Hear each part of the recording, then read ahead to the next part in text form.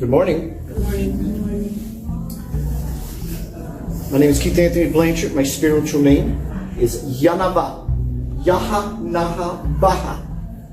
It's your spiritual name. You may have a different spiritual name, vibration of being in the vessel. But ultimately, as we move inward, upward, which is forward toward the greatest possibility, it's really not a linear motion from where we are to where we think we're going. Because even though the journey does imply we're going forward, ultimately it's going to take us right back to here. Right back where you are. And where you are, essentially, is seated in the soul. The soul name is Yaha Naha Vaha. Yah Nava is just a shortened aspect of that. Yah, God. It's the most popular, most profound name in the universe. Yah, John, or any form of the word Ah. Jesus Sananda, Paramahansa Yogananda, Yanava, Buddha, Krishna, Ah. Someone tells you Jesus Sananda. I might have to tell it to you 2 or 3 times, but when you get it, you say, Ah. Right? And in that Ah is enlightenment, because Ah, I get it. Ah. So Yah itself would be the heart, the fire, the passion, the muscle, the might, God itself. Everything you want, we think we want, it can be found here. In the nothing. And in that nothing is everything. Isn't that something? So this would represent the fire of God. Yah.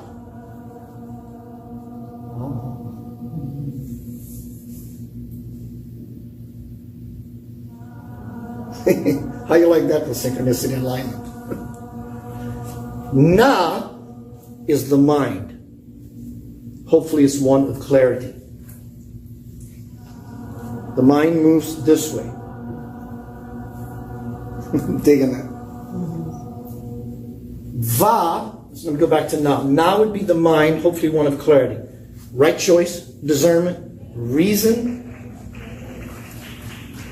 clarity. Va is the backbone. That what keeps us erect, upright, the ability to stand, just the ability to stand. In times of trouble, someone who might be in a wheelchair, who has an upright Va, is standing, and they're standing very strongly. Right? So it's not about the mitsu, it's about who you are as a divine child, about who you are as a divine being. Regardless if the mind is clear or not, let's say the mind is not clear, the same amount of firepower God will is going to push through the unclear mind. You will become no more powerful when you're enlightened than when you aren't. There's no difference. The same fire pushes through the clouded filter as it will through the mind of clarity. It's just that when we're clear, and it becomes clear, everything we want simply begins to reveal itself, because it's not something you're actually bringing to you. It seems that way because we walk forward. Some people walk backward. Or they try their darndest to do that. So, as the fire always pushes, our task should be to become absolutely clear. Around this idea is not a whole bunch of spiritual work. People think spiritual work is, I'm going to meditate and sweat buckshot to make this thing happen. You have already overshot your target. You're going to miss it every time. Your intention will be recognized, and you may step a little bit, but Spirit will only answer your call. And if your call is effort, even I'm really trying to be this spiritual person, Spirit will always give you effort. I'm trying to be this spiritual person. It's all nonsense. The tables have turned. So Va is being able to carry out the process. Will, fire, God, desire, clarity, to be able to know when to step in or step out of the game. No shame or blame, but taking that responsibility.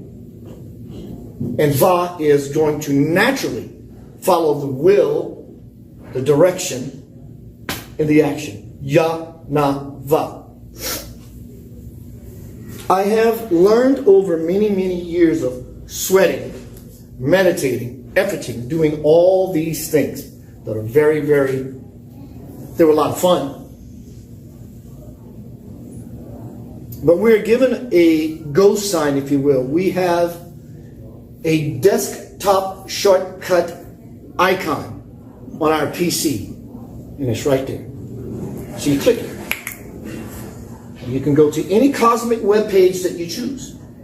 Any reality, another planet, another dimension. This is all at our disposal because the window of 2020 is open. And regardless if this is clear or not, Spirit always says, you can have it, you can have it, you can have it, you can have it, you can have it. Yes, you can have it. Whatever you want. You want more difficulty? Yes, you can have it. It's always been played out this way. Now the window is open. There is no more veil. It's getting ever thin. In fact, the next layer out of the veil being so thin is no veil at all.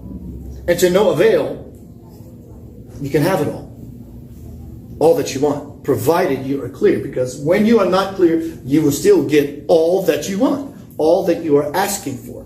Yah, Nam, Va. It's the name of your soul. It is the primordial sacred seed syllables of your cosmic divine self.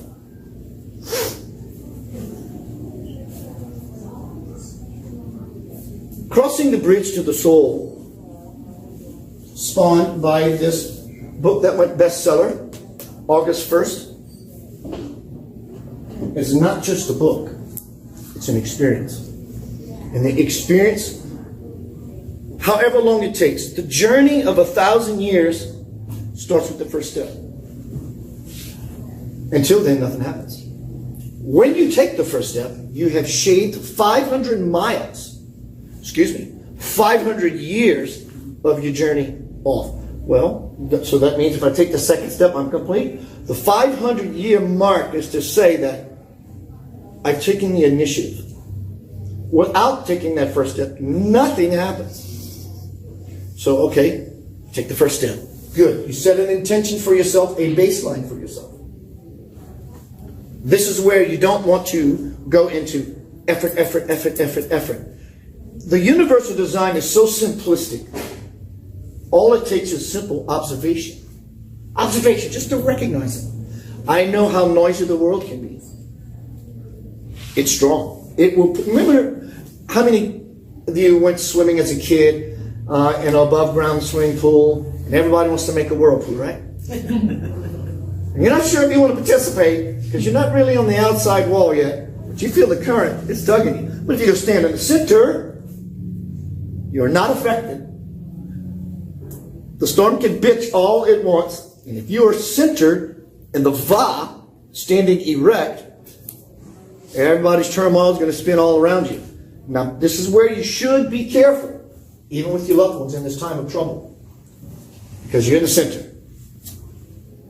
Someone you care about who's in the current saying, help me, and they reach out their hand. You grab their hand, you become engaged in the situation as well as everyone else in the turbulent event horizon.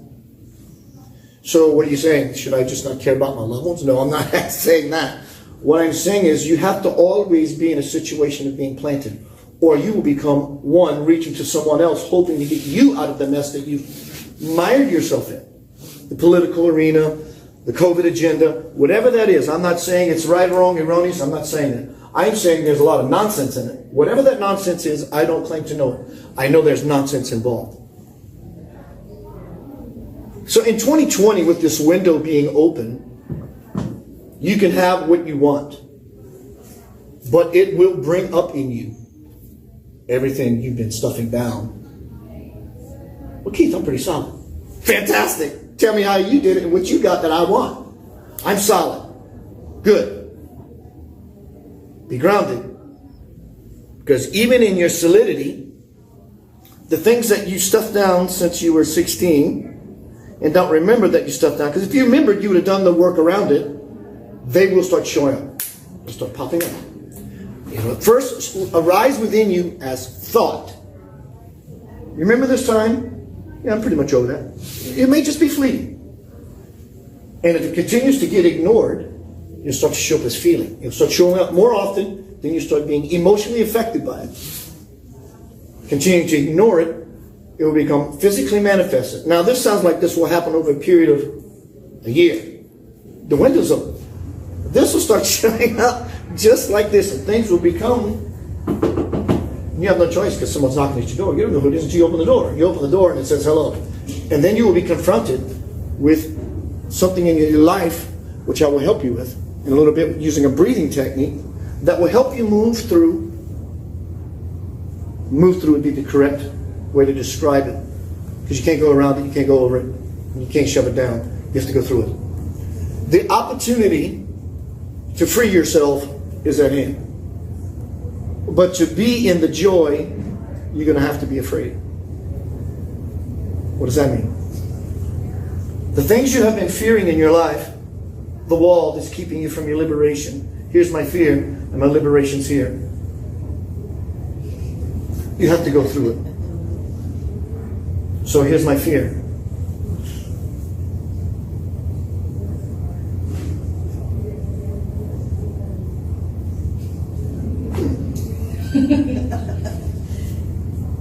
Your mind was It's not so bad. What's that? Your mind was overworking. Correct. The mind was overworking, Judy says. And when you realize, at first it's going to feel funky when you step. It's going to feel real sticky, dark, nasty, nerving. You've all been swerving, trying to curving all around it. But you have to ground it. You have to be grounded. And when you move through it, it's going to seem a little weird. After a little bit, this is not so bad. What have I been doing to myself all this time to keep myself in this self-induced prison, this self-delusion? We all do it. We all have been doing it. It's suggested that we do it no longer. The current is going to get stronger. You think today is crazy? Wait till next week. I have a question. Yes, please. So the difference between reaching out and getting in the whirlpool of that energy, whether it's fear-based, three-dimensional, whatever, is different than facing your own fears. It's more of a shadow work, going inside. Ask me that again, please. Okay, you had discussed previously about the whirlpool and the reaching out to help and being careful not to get sucked in. Right. Then you talked about facing your fears, which I'm attributing to shadow work, going inside. It's different than the previous situation you discussed. Helping someone or not helping someone is one of wisdom. To what degree can you help without becoming involved to where you become part of the unconsciousness and your desire and your love for someone, which is a gorgeous thing, to help. But what good can we do if we're drowning as well? You can't save another drowning person if you're drowning. As far as shadow work, I understand the idea, I understand the term. It's not for me. I could call what I've done over the years shadow work. But in the titling and the labeling of that is something very, very powerful. Okay. The shadow, the dark. Because ultimately it's all light. Some of it is just waiting to recognize that. Some of the lessons are waiting to be recognized. So, did I answer your question? Yeah, thanks, because it's denotation, connotation on the word shadow work, but we're saying the same thing. Saying the same thing. Yes, I got it, and I appreciate you clarifying it, because it's just a sliver, but that sliver can make all the difference. It's monumental. Yes, I see it now. And you say, well, it's just words. Okay, well, words are vibration. Yeah. Power of the spoken word. But not only that, if you can get beyond the words, you still have in that idea, it's laced with intention. It's laced with unconscious intention because you say, well, it's just a word. Well, how clear are you that you're just hanging out with your friend who is truly illumined and you're truly illumined? And you say, I got to do some shadow work today. And you both go, I get it. But some people really cling to that pseudo-spirituality. 144,000, the ascension, what's the other one? The other famous one, 5D, and I'm a star seed. I get all that. How much time? How can you understand that you're a star seed? I'm not saying you're not. You may have had glimpses over your life, but how can you truly integrate your star seedness if you're still lost in the human conundrum? You can't. People don't understand God because they don't understand themselves. How can we understand the majesty if we don't understand the finite, puny little self? There's no difference. We have to go through what we know or believe, think we are to get to that which is beyond everything. When we begin to take on these modalities of being is when we begin to cross the bridge to the soul. Even looking at this book cover, this perfectly describes my life years ago. Human dynamic. Living in fear. You might get a little light, gets a little gray, and your boyfriend or girlfriend breaks up with you, and this thing, and we never get past this area here. You start doing the spiritual non-work, leaving things alone. Literally, leaving them alone. We start to move on this crickety-rickety bridge. It's a rope bridge. The rope bridge can support you, or the rope will hang you. When you first get on the bridge of your spiritual walk, it's a rope bridge. And it's very long, so it's got some swaying to it. The closer you get to the center of the bridge, where it's balanced, the swaying begins to stop. Likewise, you will find yourself, when you get to the center point, you know exactly how the bridge responds to you as you move. So now you don't even need your hands to hold on. You're so good at how it moves, you can get your groove on while you're doing the whole thing. You know what I'm saying? And so then you begin to be this person here. Then you move into the light. Because ultimately, when you get into the lighter areas of reality, all the illusion of everything that is bad, it all gets forgotten. You remember it, but the level of its importance to you simply just dissipates. You see it now as the most amazing, beautiful catalyst that could have ever happened to you. Nor would you ever want to change it if you could. Because it's those particular dynamics that has brought you across the center point of the bridge to your soul. Anyone have any questions? Anyone good? All that is good goes away too. Correct. Very good. All the good goes away. Key, don't we want good over bad? Well, yeah, until you get to the point beyond what we are calling good and bad. Because your good may be good for you. We thought that person we dated or that job we had, man, this is good. I got this job or I got this lover in my life. Come to find out, it wasn't. Future hindsight, it actually was. It was way beyond the good because it was a catalyst or a bridge that brought you to this new reality. Because what truly is good lies beyond the world of good and bad. This is bad, this is good. Of course, that's interchangeable depending on who you are. Most people live their life in this dual split. I definitely don't want that one. I want this one. Fantastic. It means you're expanding into your spiritual possibility, which you know that you want for yourself. But there's something else. You mean there's more I can choose from? It's infinite. Your choice is not only infinite under the guise of what you call good and bad. When you choose between good and bad, you only have two choices. You only have one choice. The choice is this one or that one. And you're still living in duality. That is not what wholeness is. Wholeness is the reality of you coming home to yourself to realize, who is this being that has a choice? That's called the Trinity. The self. When the self becomes enlightened, the Trinity, the Holy Spirit, begins to arise in one person. And then you realize, I don't have a choice.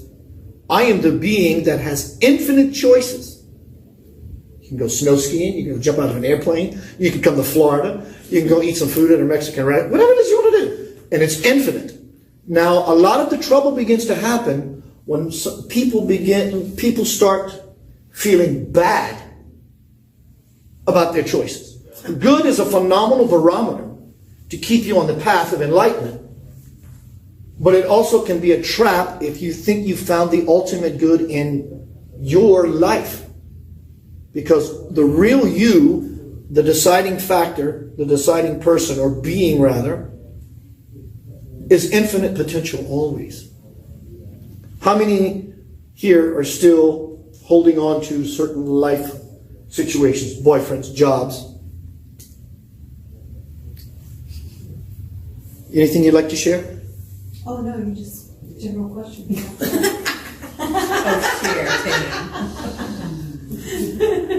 What do you mean by holding on? Can you define holding on? What does that mean? What does that mean? Holding on? Yeah. I can give you a wonderful Is it analogy. something that you should not hold on to? Is that what you're implying? It's something that's in the... I'm choosing my words carefully. That you should let go? Lisa asked the question, can I define holding on? Yes. And how does one begin to let go of even their own model or my model of letting go? What does that look like? Here's this cool little thing. It's pretty. It's red. You like red. Right. Here's red. And it's about this long. And I'm going to give it to you. Okay. And it's electrical wire. Okay. The current has been flipped. And you're holding it. And as long as you're holding on to this electrical current, because whatever you have in your life that is not serving you is causing you pain. No, it's not causing you pain. It causes you pain initially. And as long as you hold on to it, after you get the shock of your life, it's called self-induced suffering. Because you don't want to let go. And as long as you hold on to that electrical charge, that thing that has you charged electrically, emotionally in your life, you will get electrocuted. It will shock you, and it will keep you grounded in the situation. When you let go, hurting completely stops. It can be tough to let go because the person who's holding on to this idea thinks it's what will save them from themselves. I'm holding on to this person because I don't have the joy in me. And they have to be the one to bring me that joy. That is called self-induced suffering. Job. I lost my job. I'm grateful that I had that job. It brought me to this spot. It changes it all. This is not just spiritual cliche nonsense. It might be the same words that I'm calling spiritual cliche nonsense. But it's the attitude, like we talked about, and what we were saying, the difference between shadow work. It's really refining your process in such a way that you're not only taking steps, you're taking steps, leaps and bounds, because I'm done with this. Done. And anything that I don't know of in my unconscious bank, my unconscious file, I'm ready for those to be revealed to me. Because it could be a collection of those little things that are keeping you truly from the next step. You might be wanting a step, but something's not allowing you. It could be the fear. It could be situations that are just not manifesting to where you can move through another door. So holding on is probably one of the greatest spiritual lessons one could ever master in the letting go of. Your ideas of what you think is going to take to give you bliss will never give you bliss. It may give you glimpses of your greatest potential, but it will never take you there. What will take you there, which is actually here, is letting go of your preconceived notions. Well, key isn't Jesus. Well, of course Jesus is. But how do you think he achieved that level of being? By acting and thinking the way you did? You know, who's God in control here? Am I going to follow the teacher, follow the leader, follow the master, and be as the Christ, as a Christian, if that's your way? Or as the Buddha, if that's your way? Or as the Hindi, or as Krishna, if Hindi is your way? Whatever your way is, there's only one path. There's many paths to the path, but there's only one path. Because once you get to the cave of Samadhi, dark, lit by fire, only enough to where I can see. That sounds like each one of us is living in a cave. Because we are. Samadhi is the intention of unifying with God. I have every intention of unifying with God. Monks in the Himalayas, and likewise, they literally go into a cave. They play it out. They play the game out from beginning to end. They go into a cave, in the dark cave, to illuminate themselves so they can see. Unity with God is Samadhi. And what these monks are doing in these caves, they're forgiving themselves, how they've wronged themselves. They're forgiving themselves for what they did to other people. They're forgiving the people who did certain things to them. They're forgiving the people who did certain things to other people and other people and other people and other people. Because they understand that every aspect of these beings that they're in forgiveness mode is themselves. This brings them to greater capacity of enlightenment. So those things that we are choosing and then feel bad and or good about can be considered blocks. We don't know anything except I know that I want greater degrees of bliss. It's really the basic question a spiritual aspirant can ask themselves. It's great to read a phenomenal book. I got a few. It's great to hear wonderful pieces of music. I have lots of those too. I write music as well. I'm playing bands and all that stuff. I love all that. It's expressions of me having fun. And I do this with other people. I love reading good books. I love good music.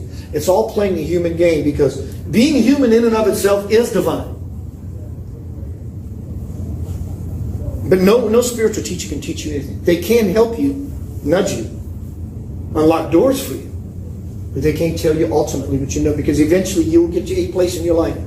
You will always probably listen to music. That's the universal language. But you may not always want to read books.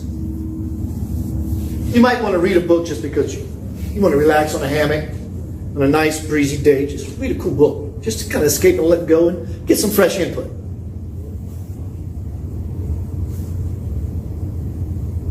We think enlightenment is a future event. We think heaven on earth is a future event. That's not. It's here. It's you. It's your incarnation. You're the it, there is nothing else. If you're looking anywhere else toward anything, you have missed the point, and you will never get back on track till you fall back into center with yourself. What I don't like what I see. Exactly. That's why people of the light, who love you enough to say, you may not like me during the situation. A few years down the road, you'll love me because I love you already, to impart to you this power, this knowledge of hanging around certain beings. For example, I'll talk about these books shortly, that I have and still do in my life. When I say beings, I'm speaking of spiritual, self-realized, God-realized men. I'm not talking about someone who's just really cool and pretty enlightened. I'm talking about the absolution on the earth. Yes? Well, when most people speak of love, they're speaking of love, conditional love. And the love that you're speaking of is unconditional. Because Totally. I have nothing to change. Because it's really about acceptance, allowance, and appreciation. We heard of AA for rehabilitation. Well, this is AAA, Trinity Rehabilitation, AAA. Acceptance, allowance, appreciation. Acceptance, allowance, appreciation. I accept you exactly as you are. I have no reason to change it. I allow you, I accept you, I allow you, and in fact, I go even beyond that. This is the rehabilitation. I appreciate you in all your folly. Because if I don't appreciate you, even in your folly, it becomes my folly. I have left the center of the swimming pool and grabbed someone from the current, now become part of the noise, and I'm twirling and whirling about in this sea of unconsciousness. That's what happens in a whirlpool. It all goes downward. And life spirals downward. That may be something to help with the shadow, too, because all of the shadow is in time, and there's no time. Yeah, there's no time.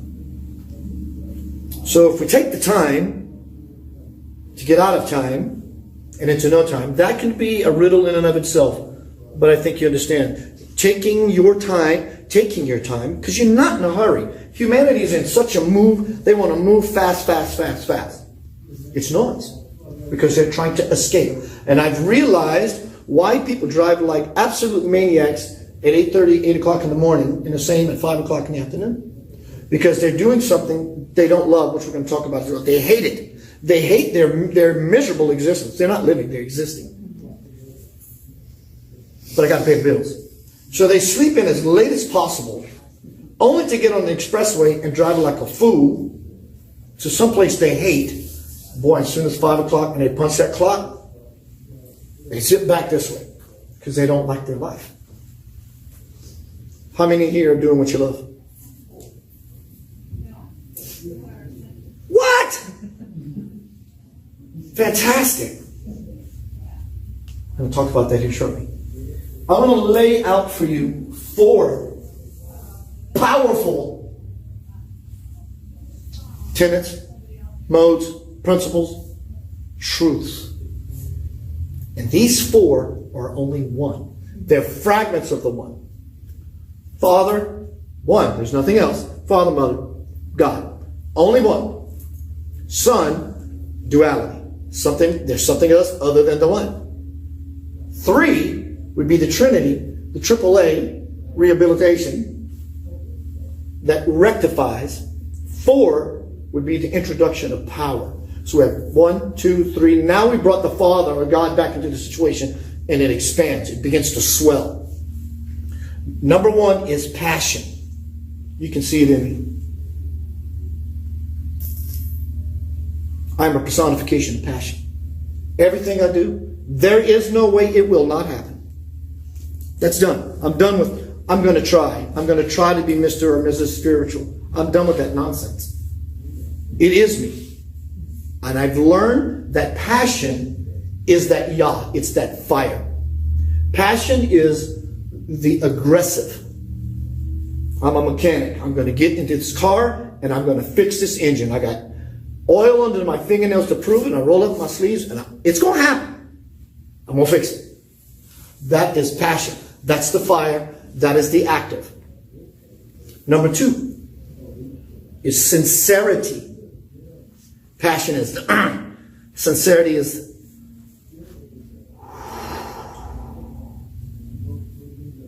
I'm serious about this. It means something beautiful to me. It's like being cradled by your divine mother in her bosom, suckling on the divine teat for the milk support. I'm serious about this. I mean it. So you have the fire, which is passion, the backbone, whatever it takes to make it happen. Sincerity would be, I mean it, which provides the clarity and the way to do that. I'm laying dynamite in your hands.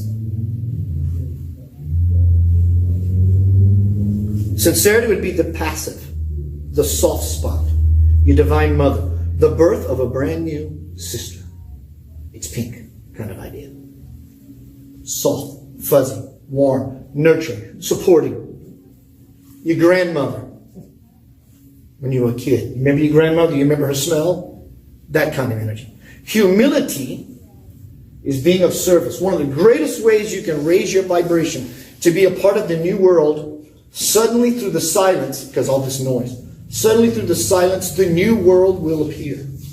One of the ways you can raise your vibration to guarantee a part of that new world, it's not like there's going to be an old world and everybody who doesn't do what I'm trying to do is going to be lost and me and this flock. There are many dimensions and realities playing itself out. But if you want to be a part of the new world, meaning a world, at least for you, that is one of absolute ongoing bliss and joy where everyone is getting along and everyone is shared and shared equally, is being of service. Being of service to everyone you can, not as much as you can, but all the time. All the time. Open the door for people. You might have, yes, you got something to prove. You're trying to prove it to yourself. Look people in their eyes and say, good morning, ma'am. How are you? Can I open the door for you? Whatever they say to you is not your business. Your business is to be an anchor of service. Humility. Buddhist monks live their whole life like this. The whole life. Because they understand they're connected. In so doing, they're connected. They're connected consciously.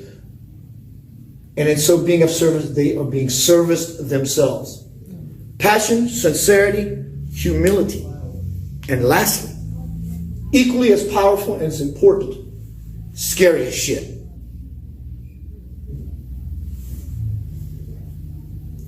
Peeling that open and making yourself vulnerable.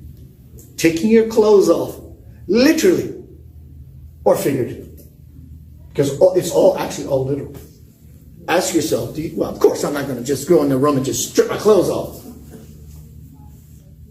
But I do recognize in not doing that, somehow, somewhere inside of me, I do have an issue with that. Well, Keith, it's because it's respect. Well, I get all that. Point is, analogously, it does lay itself out. There's a part of us that is afraid to be seen. All the work you've done, passion, sincerity, humility, is for naught if you don't open the gate for that light to come out. Okay, so I'm passionate. I'm trying to create something. I'm trying to do this thing that brings me joy. And I mean it. I'm so sincere about it. I just want this because it's me. And I'm humbled to be of service and all these things that creates a bridge to that thing I'm wanting. But if you don't ever open up the spigot, the water is not going to flow.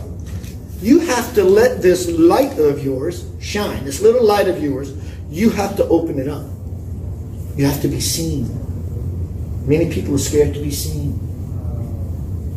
I see it in people's eyes, people's faces, how they dress, what they say, what they don't say, more importantly, what they don't say. There is another language happening beyond what's being spoken. And if you learn to hear this language of light, there is more information being passed than what's being said. And then you will see people's level of vulnerability or not. So, if we look at the analogy, let's use these 4 models as the life of Christ. What is heaven on earth? People think it's a future event. It's not. It's a manifestation of your divine self in every moment. So we look at the life of Christ, and then we see him in this image. Right?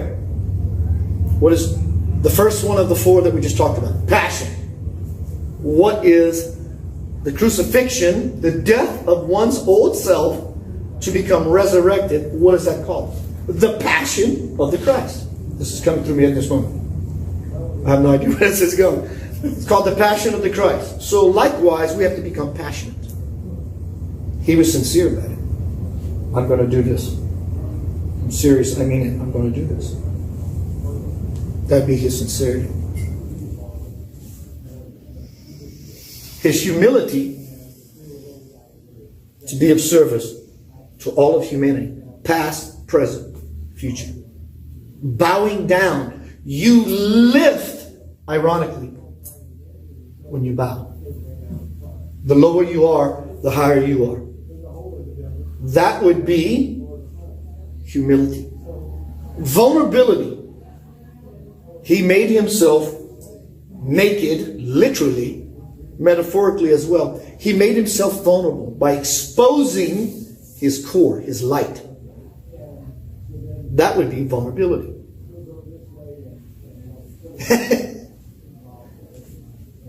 Heaven comes down.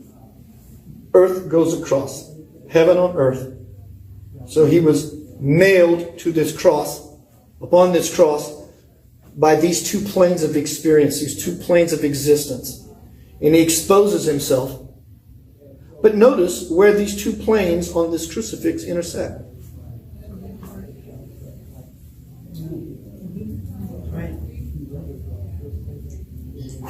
Well, that moved through me. Still is. He said both of them will pass away. Yeah, right? Exactly. Which brings us ultimately back to wholeness. Beyond the duality. The left, right, in, out, hot, cold, good, bad. So I'm going to move into what this book is. This book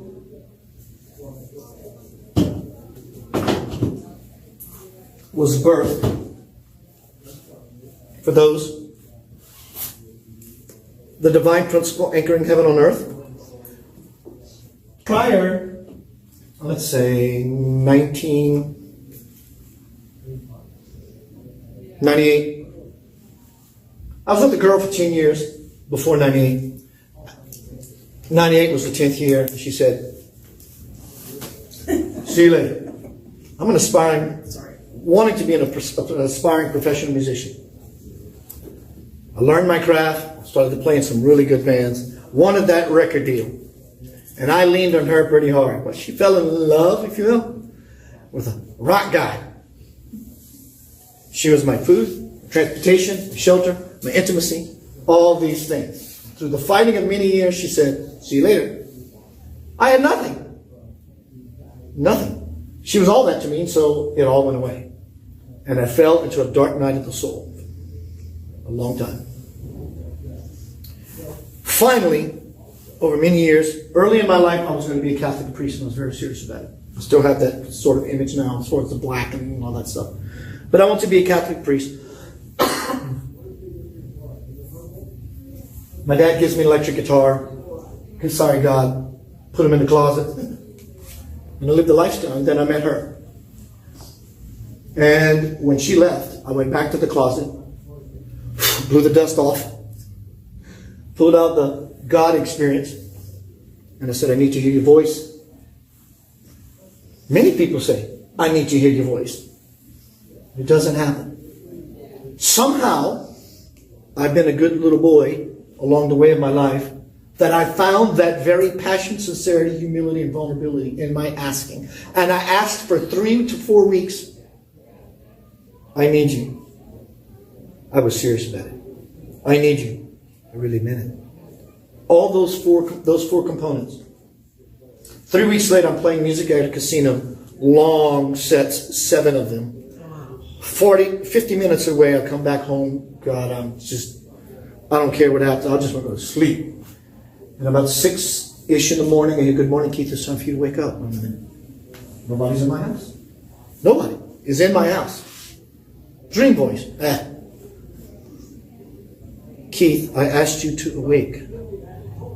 And then I was laid violently, lovingly on the bed and thrown into a full-blown experience with God. This book is sort of set up like Neil Donald Walsh, Conversations with God. This book was 6 months into the writing before Neil Donald Walsh ever came onto the scene, so it was not plagiarized at all, copyrighted or anything like that. And it's question and dialogue with Spirit. So when I was laid on the bed, when I was laid on the bed, I was thrown into a divine experience. I could smell the voice, I could hear the voice, I could taste the voice, I could see the voice, I could feel the voice. It was just permeating everything I knew until that moment was me. And it said, grab your tape recorder, go sit on the sofa and press record. What am I going to talk about? It says, trust me, the thoughts will be there.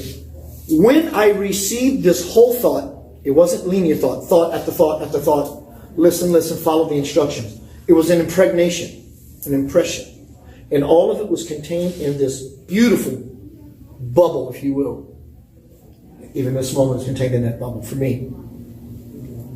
Over a period of dialoguing with the voice said, enough with the meditation, trying to hear me, if you will. Go live these principles, because the book will be unbalanced if you don't put into motion and anchor these principles, because then you will be reciting information just like a parrot. One more. These principles, hence the divine principle, anchoring heaven on earth, becoming the embodiment of this truth, became alive in me. 4 years into writing this book, I began to follow a divine incarnation, which is tattooed on my arm. I have more work to do. I learned of the presence of this holy man, Bhagavan Sri Satya Sai Baba. Satya is truth. Sai is mother. Baba, like Abba in the Bible, is father. This man sounds blasphemic, but it's not. Is the highest incarnation of God to ever come to the earth. Ever. What I mean by highest doesn't mean Jesus is not as high. Doesn't mean that. Highest means it's the Godhead literally personifying itself on the earth. Jesus was a man who, over the course of his life, became unified with God. Hence the Holy Spirit dove descended into him. Baptism, Paramahansa Yogananda. You and I are yogis just like Jesus and Buddha. We aspire through the course of our life to become a yogi, to become realized. That's not what Satya Sai Baba is. I found out about his presence on the earth. I started reading every book I could find. Not because he writes books. People go over there to experience the noise, the hype they're hearing. Some scientists, some doctors, to disprove. And these are the people coming back, writing these books going, I don't know what that was. So I started reading these books. He starts showing up in my dreams. One night, after about a year,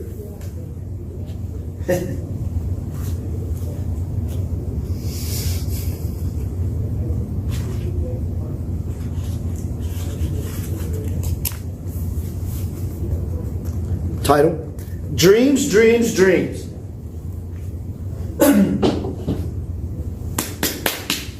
Comes a state of awareness in my sleep. And he's standing across the river, quite a distance, so maybe he did it in front of the building. Across the river, and he's talking to me telepathically. I can hear him perfectly. And he says, and first thing when I see him, I'm like this, In my humility, he says, Keith, stand up. He says, come see me in India. I'm like, oh my God, I would love to. But I've never done such a thing. How will I do this? Where will I get the money? I've never left the country. But he goes, Keith, put all this nonsense down. I got you covered. You come here to put your feet on Indian soil only to turn around and go home. Do this for me. I said, absolutely. I woke up in the morning going, that was so surreal.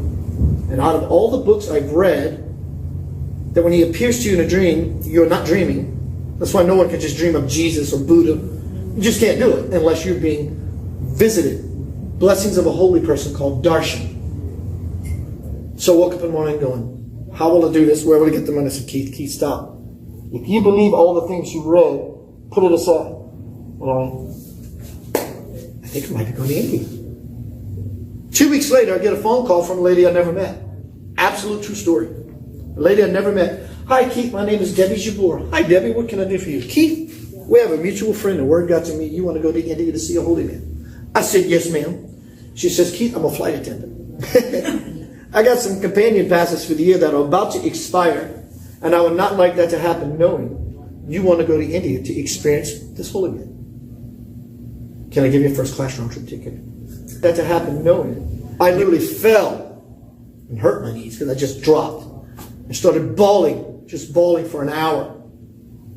3 months later, I'm standing on this ashram in the back because I got there late, only to find this 5'1" little man come out of the gate on the west. I had literally a dream, because I had a dream. I had a dream realize itself. And I'm saying, oh my God, is this really happening? This was the integration of spirit, the initiation of spirit in my life. The initiation. Keith, I am making myself known. Not just because you pray to me and here's a couple of bones here and there. You know, here's some scraps. Do what you can with that. No. This was truly divine fire. This was actually the integration phase of my life of spirit. This was hearing. This is hearing. This is hearing.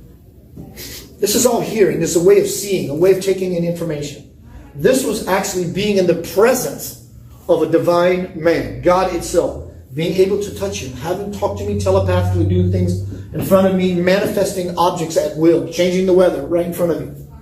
This was the integration period for me, for playing with spirit.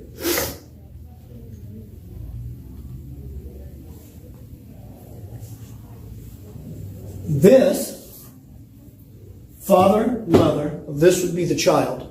This is an integration of this work. Now, you could buy this book and this book, or not. But if you bought the idea is, if you bought these books and read them, would you get the same effect? Sure. But if you buy this book, it shows something else, because this is not just about the words. This is about generating an effect. So in effect, the reason I wrote this book this way, which is the first part of this book, there's another volume coming of this. First part of this book is a few chapters. When I went to India, the stopping period of writing this book, when I went to India, is where I inserted India in here.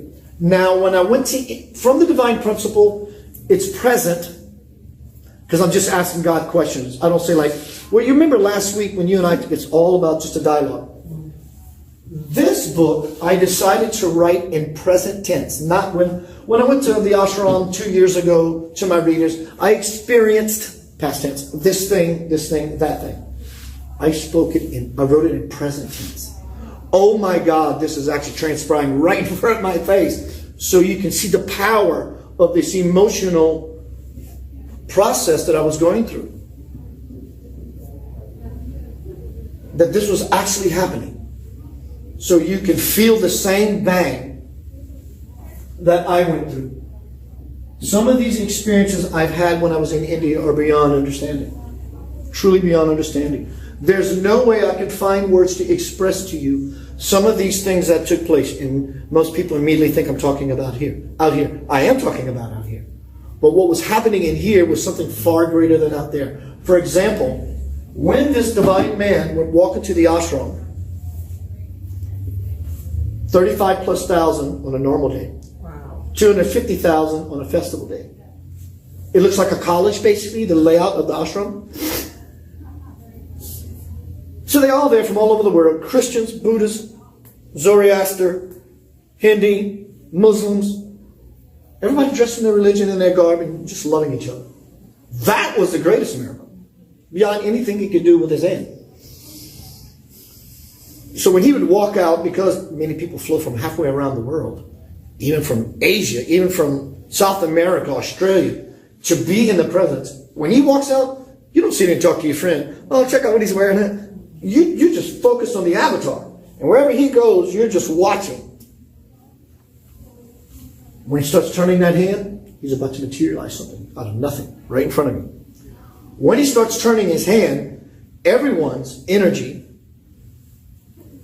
shoots through the roof. The excitement. Oh my God, he's about to create. So notice the posture I'm doing now. It's like everybody's energy ramps and they're hunkering in on him. So if you think about at least or more, 35 plus thousand consciousnesses focused on a single point.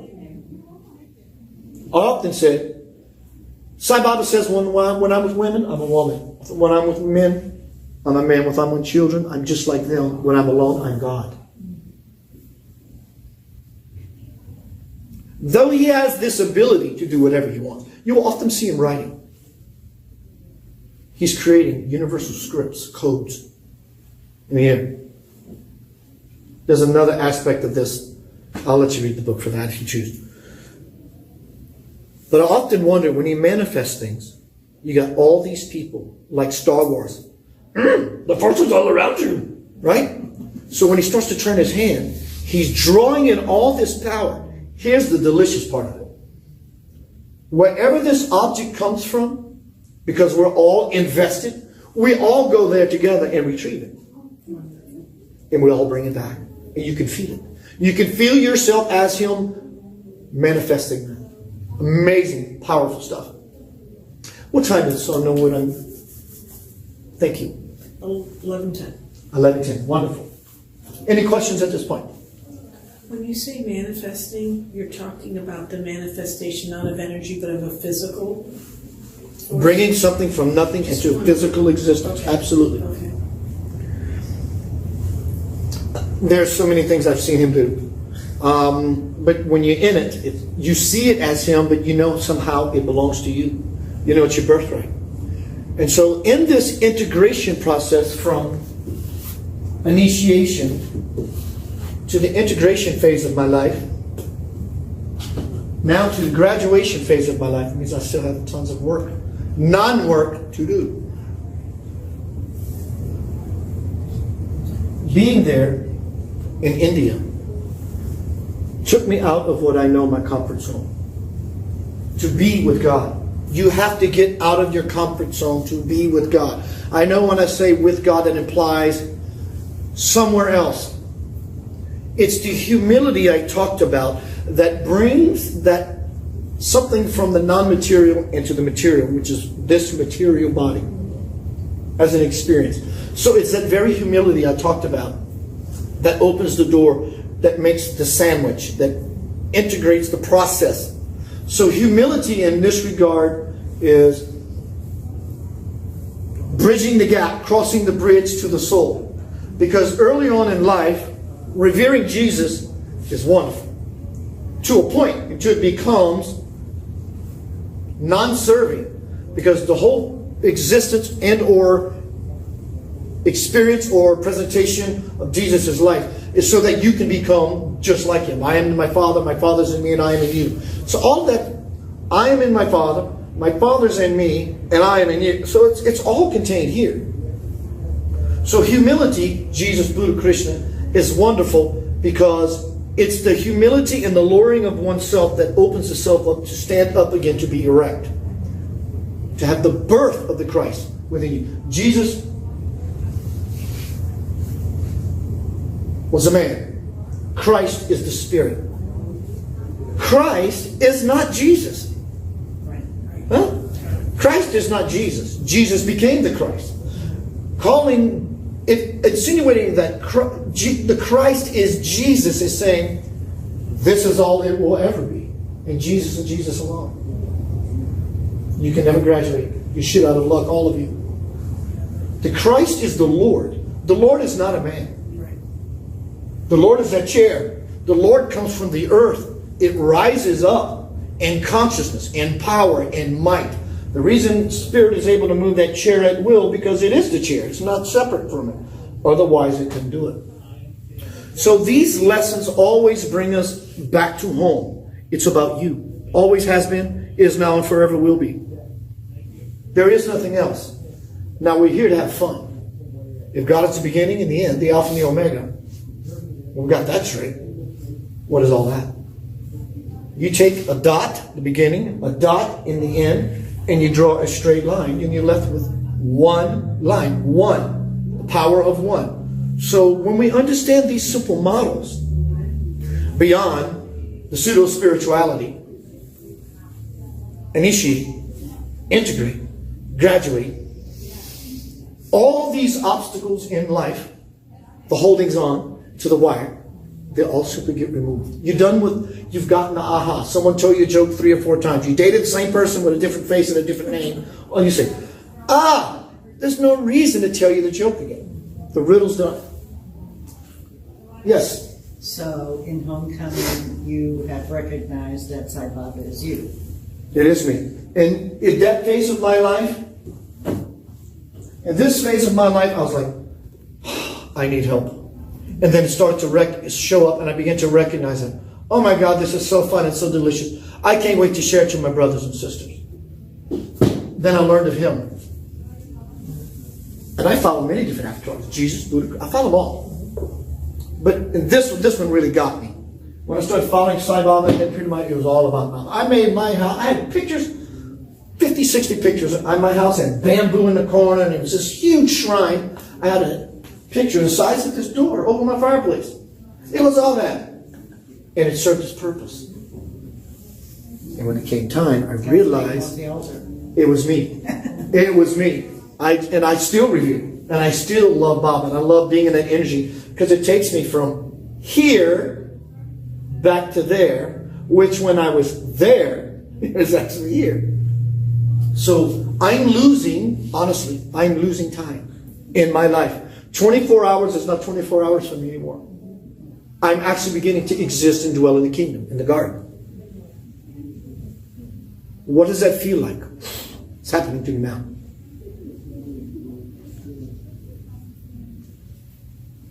In here is everything, but it requires being in the nothing to gain something from it. There's no noise in there. Well, yes, you already missed it. But I think you missed it already. There's nothing in there. Don't go into nothing expecting to find something, because you will be in the something and will never achieve the no thing, the nothing, the 0 point. What is 0? It's the point on a graduated scale where the positive, the good, and the negative, the bad, on a graduated scale where they are reckoned, balanced. You don't have to pray, meditate to get there.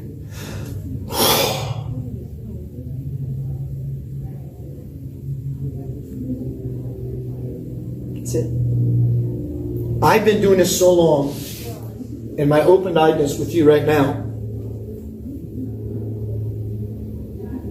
all it requires from me is just a simple act of intention. And I fall right there. I could sit in this chair, which I may, and close my eyes and go into vessel mode, and Spirit will be glad to tell you whatever Spirit has deemed appropriate for this group, including myself as a listener. Because when I sit in that chair, I go into nothing. Keith does not exist. So now I want to share with you some techniques. We did discuss do what you love. Tell me about yours, dear. About almost there, but not. What I love? Well, I asked who are doing what they love. Everyone raise their hand right at the gut. You did, and you kind of resisted. So what is that for you? How may I support you? Well, I don't know what it is. There's like something blocking what I know I need to do, but I don't know what that is. And it manifests, like you were saying, into anxieties that I've never had, like panic attacks, driving, feeling in open spaces like I'm going to fall off the edge. But I don't know what that block is. You want to change that? Yes. I'm okay if you don't wear a mask. That's up to you. I'm good. Can I touch you? Oh, yeah. Hi. Right. Doing well? I'm already reading you, checking you out. Jiggles. It's okay. Jiggle's good. What is it you want to do? I want to be a life coach, but I want to do it That's a beautiful for the idea. right reasons. What would be the right reasons? And give me an idea what would be the wrong reason. To guide people, not to fix them or teach them what they should do, but just to be their whole space, love them, and just help So them. you want to be, you want to hold space for people as a teacher. That's fantastic. Go do it. Are you doing that at all? Yes. To what degree that you're stepping, and what is it that's causing you to not step further? A fear that it's not going to be enough. Give me an idea what is not enough, meaning it's not going to be lucrative or not enough in the form of And not enough, fulfilling. or that I'm not good enough. Like good enough. Good enough at the task, or not good enough as a person to be one to divulge such wisdom. I'm playing this game with you because I'm trying to find you in it. I think the latter of what you said. Good So enough. this has to do with self-worthiness, or self-deserving, or being self-good enough.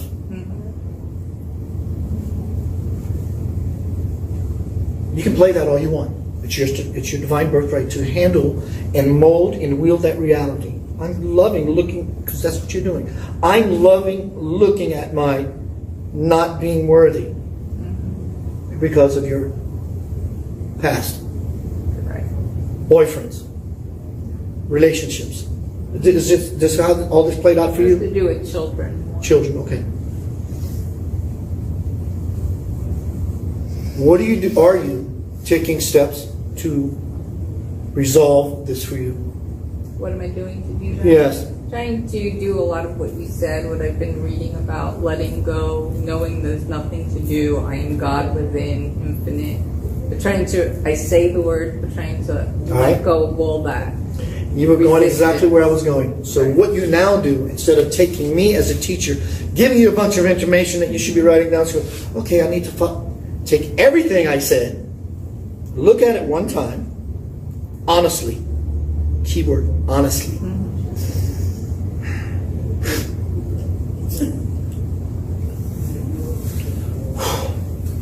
And that's it. You're done. It sounds superficial. When you're done with it, when you make the conscious decision to be done with it, you will be done with it. So you are clear about your vision about what it is, at least for now, you think you want. When you put this thing down, the vision of what you think you want, if that's really what it is, will get wider. And then you'll be able to step into it easier, or when you're done with the nonsense, the vision itself will change into something you never thought about. You have to simply be willing to stop playing Stop the game. the noise. Stop the Stop the noise. So here's something else that is very important that will kick you in the pants more so than the previous, which is stopping the noise. If you try to stop the noise, you've worsened your problem. The monkey will never shut up. The monkey serves a purpose. He will always talk. Trying to stop the monkey from talking, most people know that as being slapped by your parents. Stop talking, go sit down. Makes the child louder. And it scars the child. Your inner child has been slapped and scarred in such a way. So instead of stopping the monkey, you give him what he wants. What monkeys want? Banana. So you give him a spiritual banana. You give him something that will satisfy him so he can't open his mouth. While you do, as a spirit, are able to do the work, play that you're here to do, want to do. I made a deal with my ego a long time ago. If you just shut up, I want the same things you want. But you can't get it in all of your yammering. But if you be quiet for a little while, I'm giving them the banana. Let me as a spirit go get it. And when I get it, I promise you'll be the first one I'll tell. He shut up, just like that. You do it your way. Find a way for you. That's because once you start grading and judging and grading your own test paper, how you're doing, you're going backwards. It's simply, yeah, I'm just done. Hey, let's go hang out. You're just done. It's just completely done. Anything else, you're overshooting your target. Find what you want. Follow it. Honestly, clearly. And it will grow to a greater capacity. Or the vision will shift and go, oh my God, that's what I thought I wanted. But because I did the non-work, this just revealed itself.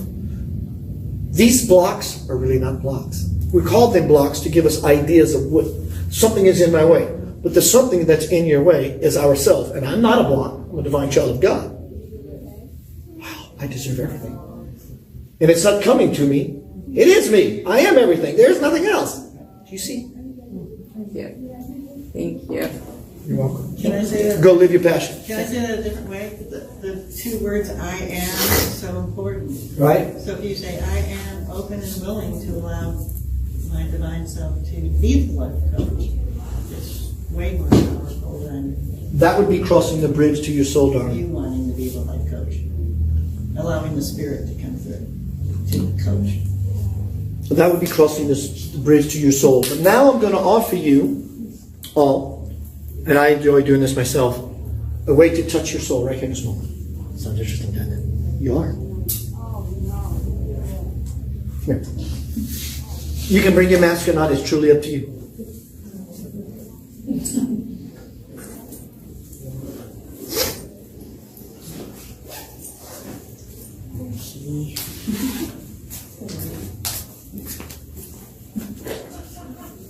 Hi, what is your name again? Danielle. Danielle.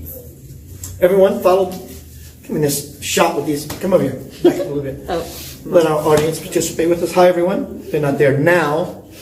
You're not there now. In fact, you're not there at all. You're here. So you can still look at me, though. Everyone, if you would, just close your eyes. Take a few deep breaths. Intentful breaths, like you want something beyond anything you've ever wanted. Don't describe what that wanting is. You just want for a something regardless of what it looks like. Breathe in. Allow it to descend into your consciousness by exhaling. Breathe in. Taste the love of God on your palate, on your tongue as you do that. And you manifest it by breathing out. And once again, now, if you would, I want you to pick up your breathing gait. Follow this lead. Breath is God. God is life. Breathe in your life.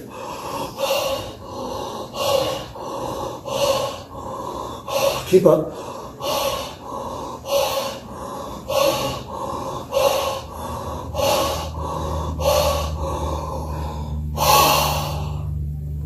Take a self-inventory. Do you feel the same now that you have, where you are, than you did before you started the breath? Of course you don't. You can open your eyes. You feel the buzzing? Feel it? Feel the change? You've raised up your energy. You're feeling your light body. Okay? Now I want you all close your eyes. Take one final inventory of yourself. How does it feel to you, be you now, opposed to before you started breathing? You feel different. You feel charged. So recognize that simply and open your eyes. Whatever you do, don't take your eyes off me. Whatever you do, just don't take your eyes off me. I want you to become aware of what it feels like to be you. Not judgment. Just no thought, in fact. Just feel it.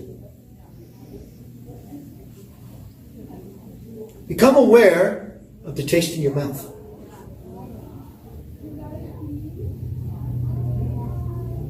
No words, just become aware. You can use words maybe to describe it, like you might taste the talent. Get beyond the words. Just become aware of the taste in your mouth. Become aware of the temperature on your skin.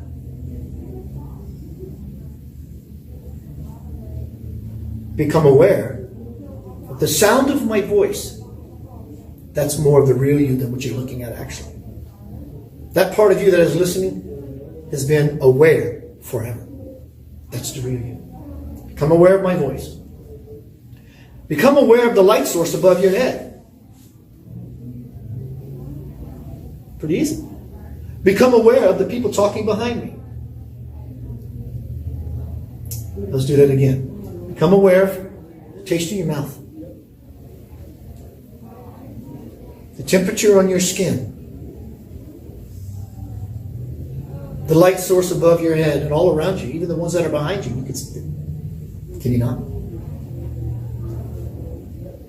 People in the other room.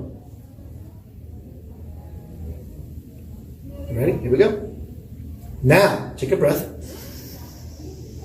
I want you at one time to feel what it's like to be you. The temperature on your skin, the taste in your mouth, the lights above your head, and the sound that's all around you at the same time. Do it.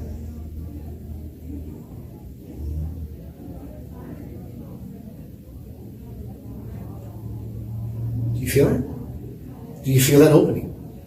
How were you able to do that before you ever tried it? You weren't. You go here, so you go here. But I literally, intentionally said, taste what's in your mouth. So your awareness gets pointed here, and everything else gets shut off. Now feel the temperature.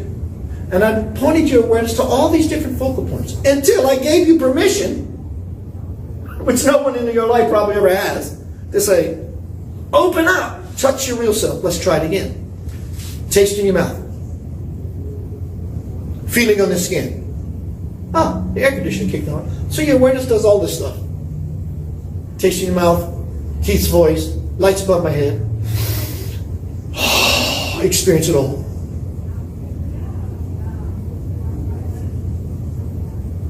You may feel some bouncing, but I know for a fact there are glimpses that you actually feel the, I see them all, and it fleets, and it goes away.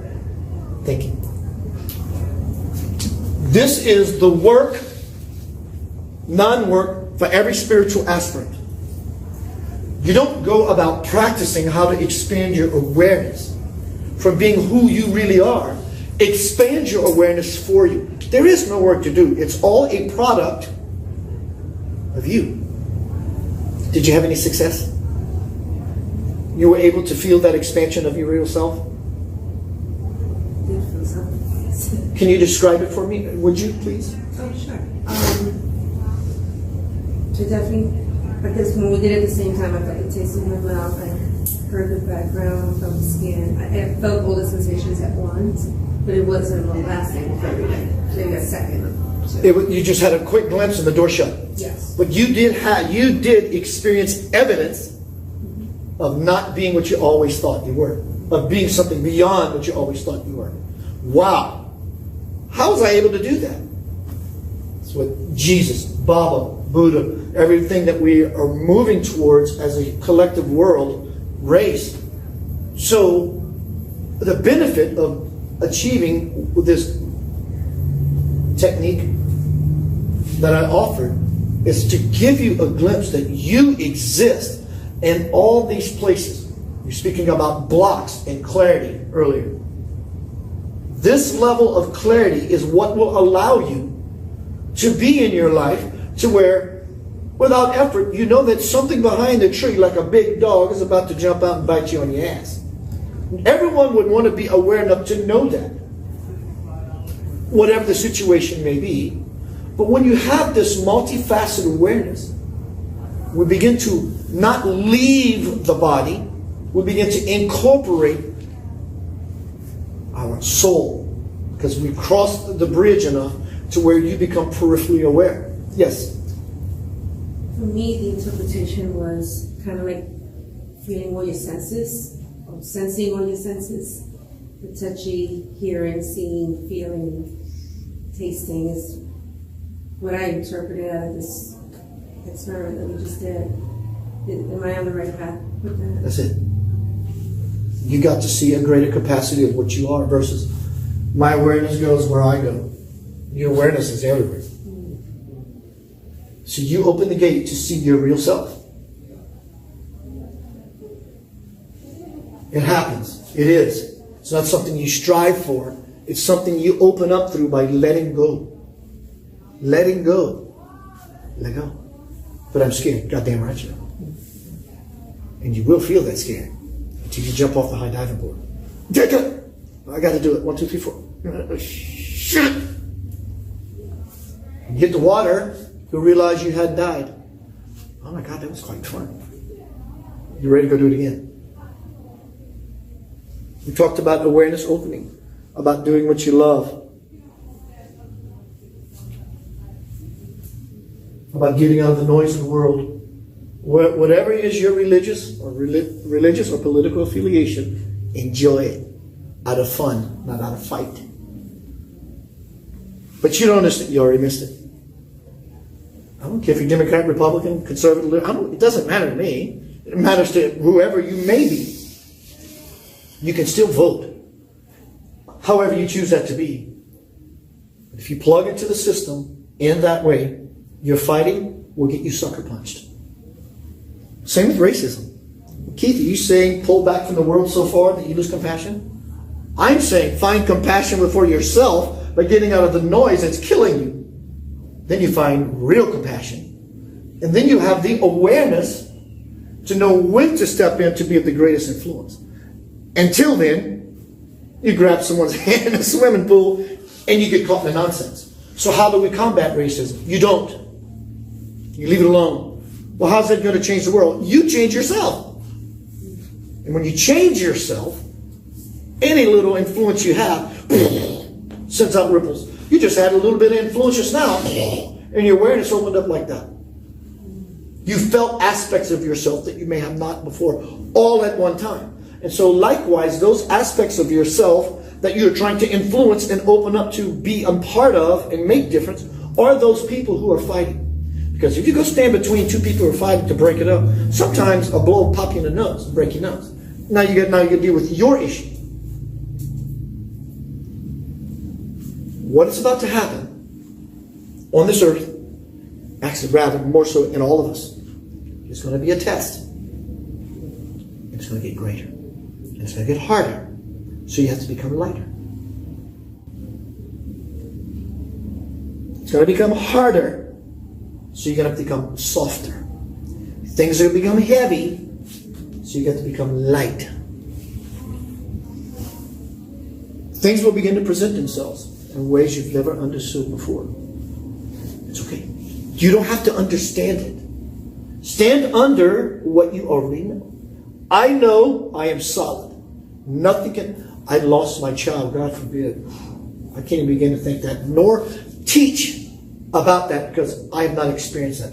I know spiritual law is spiritual lesson, regardless how such tragedy could show up in one's life.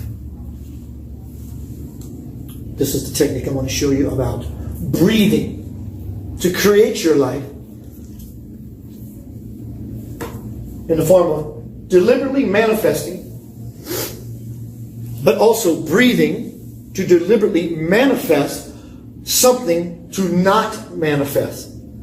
Lightning strikes in the family. You lose your child, God forbid. Your dad or mother dies. You lost your job and you just thought whatever it may be. How do you fix that? You don't.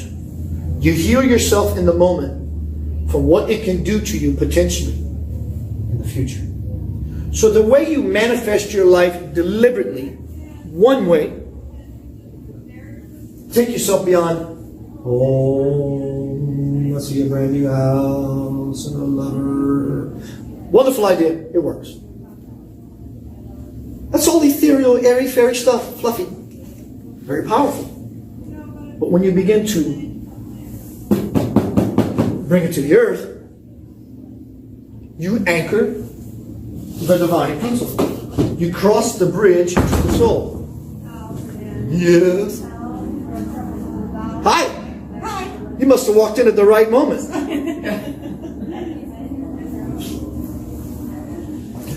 So, let's bring it down to earth. That's why when you have a thought, you write it down. You're taking it from the mind to the earth. It begins to materialize.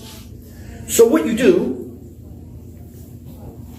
I'm looking for magical, mystical, sexual, rich, whatever you think you want, lover in my life. I'm looking for a new house. Whatever it is. Be careful of your emotions as you're doing this. Your emotions or your outcome. Yeah, but I'm excited. Great, be excited. But remember, your excitement may be about something erroneous that's going to take you away from that which it is that you want. Be nothing. And when you find yourself in that space of awareness, practice the technique I gave you.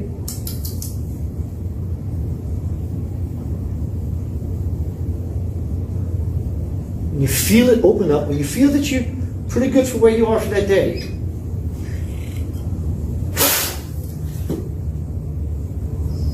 sounds crazy, doesn't it? It is crazy. That's why it works. So what happens is, blow in your hand. Go ahead, blow in your hand. No, please. You feel that. That's tangible. You can prove to yourself, wow, it's tangible. It's palpable. I can literally touch it. God breathed life into man. Life, God, same word. Same idea. As in the image and similitude of the Father we are created, by our very breath, conscious or unconscious, we move down the timeline towards the future of our life. God breathed life into its creation. Sexual lover, a lot of money, nice house. I deserve it.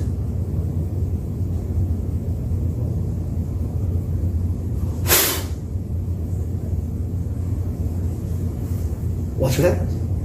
You can do this as a practice, or you can have the might, faith, if you will, in one breath. I need to hear your voice. I cracked open the door of the universe. You breathe your creation into life versus sweating that effort. Oh, bring me a house, bring me a job, bring me to Florida so I can buy a house next to the beach. That's all cool. I'm not at all. Take it a step further. The foundation that's missing is the earth aspect of it. Grounding it. Now, the aspects of your life you don't want. Sometimes you have no choice, because it does involve other soul contracts. People dying around you. Losing that job. Whatever it may be. Oh, God. Enjoy your oh my God for a while. You deserve that, actually. You lost someone. Enjoy the grief. Don't be afraid of the grief. Allow the grief. Milk the grief for what it has for you. Be done with it. Because the question always is what next? You can stay in the riddle all you want. It's yours to do that. What next? What lies beyond this prison? So if you want to get out of any lightning strike, electrical charge that's holding on to you, same game.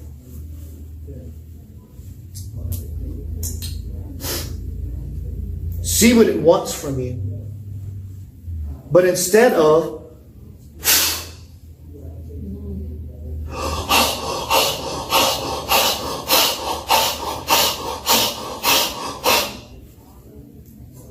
try.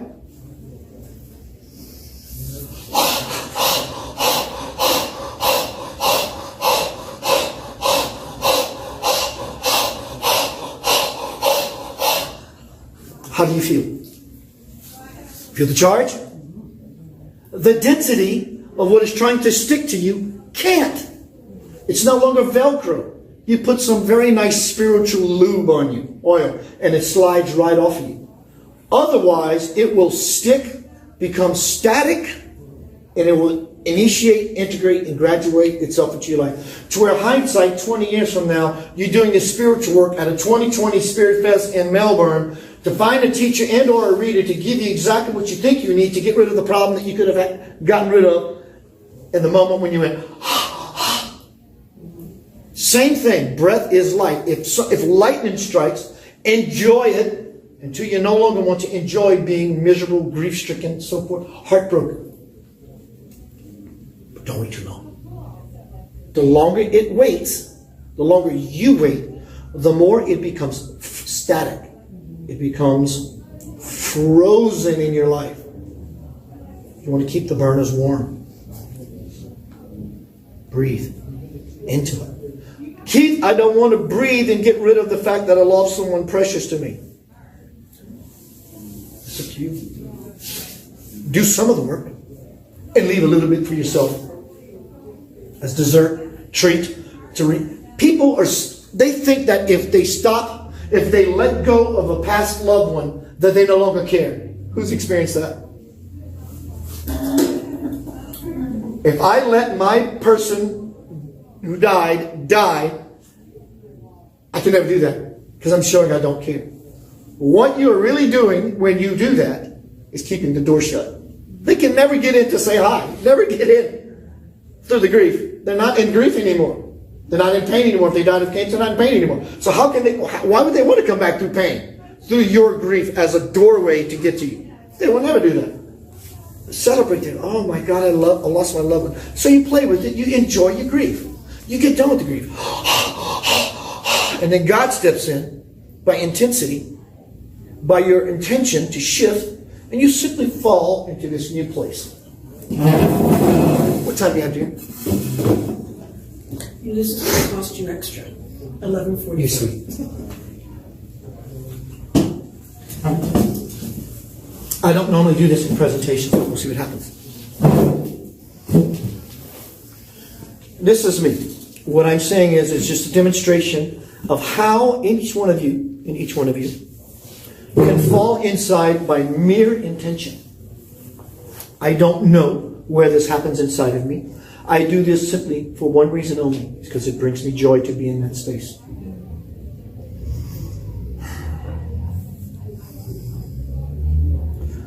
So much divine feminine floating about, in and out, and without a doubt it's all around you. It resounds you, it compounds you with many beautiful possibilities as through the cosmic birth, the cosmic womb of your life begins to move outward this new divine child that you are all becoming. Swimming in the divine ocean you are. Are you putting in your little toe just to test the water? Or are you diving in completely submersing and losing what you think is you? Without further ado, the new you becomes birthed into the surface. What do you do from there? You enjoy. You delight in it. You are here to win it, aren't you? There you go.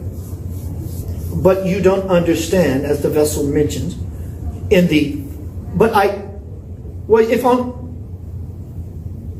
this is the disease of the human dynamic, mostly, for most. But only if I can't. What is this? Where does this come from? This construct, this mental construct, this unconscious construct. It automatically reveals and shows to you the level of work that you have not done. Good. Don't do any work about it. Just recognize it. And in the light of awareness, the light always dissipates the dark. Become that spark, and your dark will simply flee from you. You must see to be free. You must see to be free. It's easy. People try too hard. They talk too loud and talk too much. And this is a mighty clutch. And from such you should arise if you choose to. Well, how do I choose that, Yanava, you may ask? Be your delicious, beautiful, sexy human self. That's it.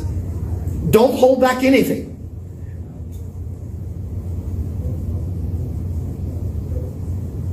Be vulnerable. At least 2 or 3 of you can feel this energy as it begins to move, begins to push. And all of you, though, be one of those who choose to receive it. Believe it, and you will. Still, many throughout the world are lost in that whirlpool. Better said, the cesspool of human unconsciousness, which always brings trouble. Consciousness only brings delight, the light, spiritual power, and spiritual might. Simply being centered, no longer splintered into. In such wholeness, you will view the new reality which belongs to each and every one of you. You are due this divine birthright.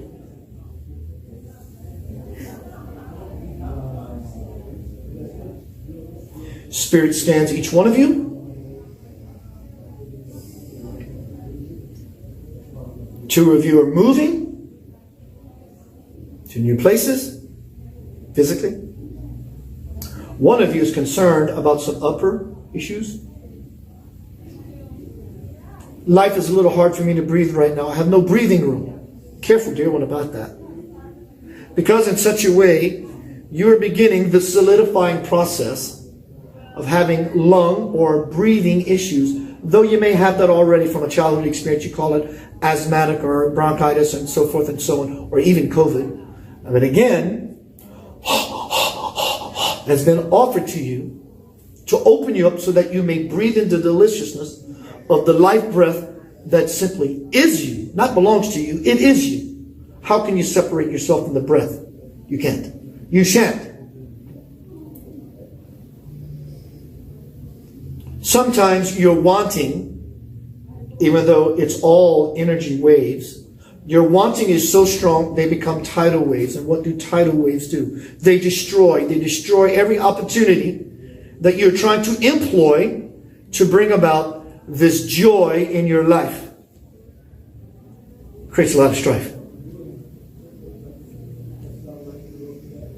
Simply ask. Simply receive.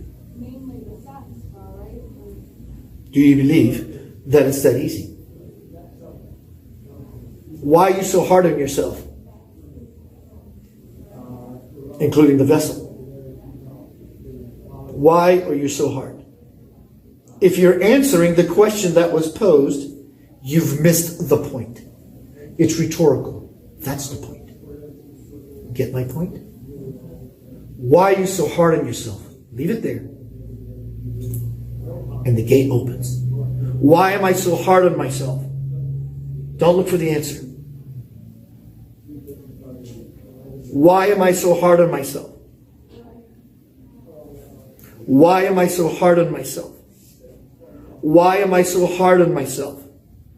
Then the whole situation gets turned over on its head and no longer exists, does it not?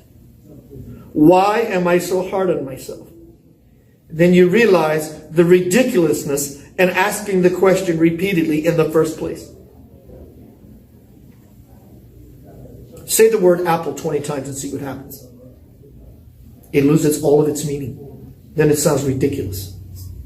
Likewise, stop being ridiculous with yourself. Stop playing the foolish game, for only fools play it.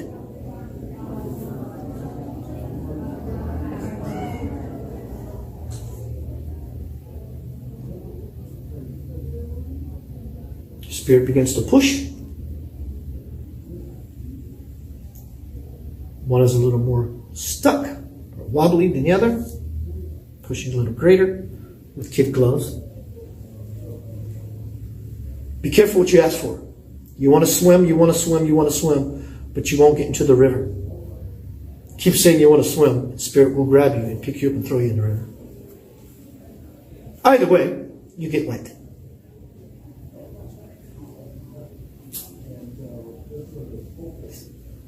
No more work. Work on that. No more work. Leave your past behind you.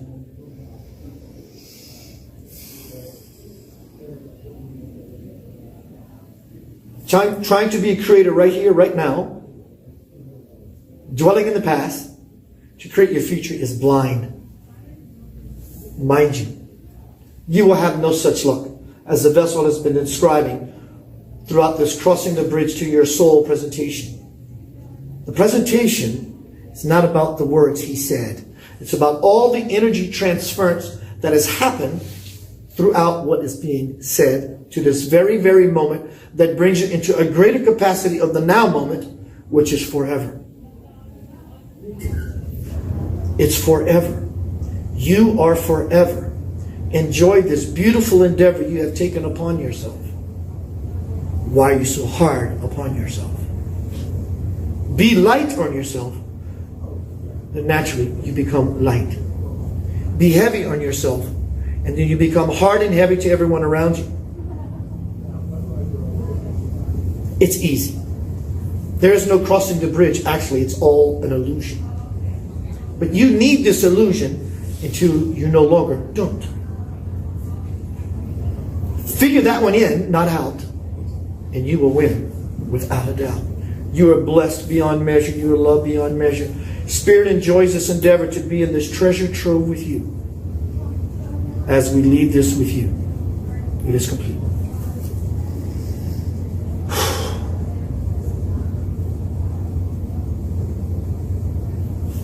Thank you. Any questions? When you do that, do you remember what was said?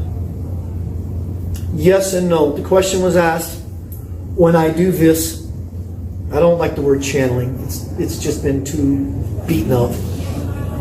Falling inside, vesseling, just me dwelling in my sacred space, whatever you deem it. Some of it I do remember. Most of it I don't. What I long for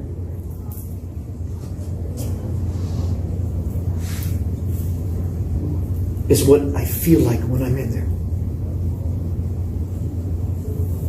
What I long for is to bring this into my life in open-eyed states of consciousness, which I am and I do. But to the level I'm able to be in that space of expanded awareness that we did, consciously is happening. I'm moving towards, I'm in high school and graduation is 2 months from now kind of idea. Not that it's 2 months away from me, but that's just the analogy. But I really don't want to leave that space. I feel such joy, such bliss. I don't care about anything else really. And it's not, I'm not caring. I don't have a care in the world or concern. I think this is whatever, I think I found what many of us have found, and everyone else who has not found it yet is truly wanting. You will know you are there in the garden when something so beautiful simply just happens to you, and you lose yourself so much to the capacity you have no choice for it grabbing you with everything it has and just pulling you into it, to where you lose your identity. If your walk is with Jesus, be with Jesus so much that you lose your identity, that you become the Christ itself. If your walk is with the Buddha, you become involved with your deity so much that you lose your identity. That is called samadhi, conscious union with God. And so when I go into this vesseling mode, it allows me to be in that cave. And it helps me move from slave to brave. I have to be brave. You will be afraid as you step towards your life. Don't be afraid of being afraid. You can't dance around it. You can't go over it. You can only go through it. It's nervy. But you will champion the mountain. But you have to want to hike. You have to want to hike up the mountain to ever get to the apex. There's bears that sleep in the woods when you're sleeping at night and you're hiking towards the summit. It's a little nervy to know that you have such things about you. Likewise in life. There are things moving about you. And that current and that swimming pool or cesspool, if you're standing in the middle, you're not affected. You reach out towards the event horizon, you get pulled into the swimming pool, and now you're lost into the what do you call that? The whirlpool that you used to do as a kid in the pool. You get pulled into the current, and it gets pretty hard, especially when you try to bucket. Everyone is in the life stream. There's nothing you can do about it. You cannot do anything about being in the life stream. And everyone is moving downstream in the life stream. But not everyone is moving downstream in the life stream consciously. They're trying to go upstream like salmon, which is hard to do, only to be eaten by a bear when you think you've reached the top. And when you move against the current, you become the turbulence, the rapids, the stones that resist the stream, and it causes trouble. You let go. You don't have to paddle yourself and turn yourself around. Just put the oars down, the current will turn you. Merrily, merrily, merrily, life is but a dream. You begin to move with the current. How do I know I'm always moving with the current? Did you break your toe yesterday? Did you have this issue? Doesn't mean you're not going to have these trials and tribulations. These trials and tribulations are your ticket to the conscious current, because they're showing you exactly where you have faltered. Don't walk around in my house knowing my wife is going to buy new furniture when I'm not aware of it, to walk into the house to stub my toe, to break my foot. Whatever. Just become aware of your life. How do you become aware? Taste in your mouth. What are you hearing? What are you feeling? Do you see the lights above you? So you've directed your awareness to all these points. Then you say, can I do this all at once? I can taste the taste in my mouth. I can feel the temperature on my skin, the lights in the room, the sounds in the room, all at one time. And the gate begins to open. And now you have prepared yourself to the largest capacity, because awareness always dissipates darkness. In the light of awareness. Be the light of awareness. Passion, sincerity, humility, and vulnerability. I promise you, if you use passion, I'm going to make this happen. God damn it, I'm going to make this happen. That word in and of itself is pretty powerful. That's passion. I'm sincere about this. I really want this. I mean it. Humility, be of service. Humility to what you think you know. Humility to be open to the things that you don't know. And vulnerability brings you to the space of all the things I've gleaned from my passion, sincerity, and humility. I'm opening myself up and letting the light shine. Be that light. Done about. Thank you. Thank you.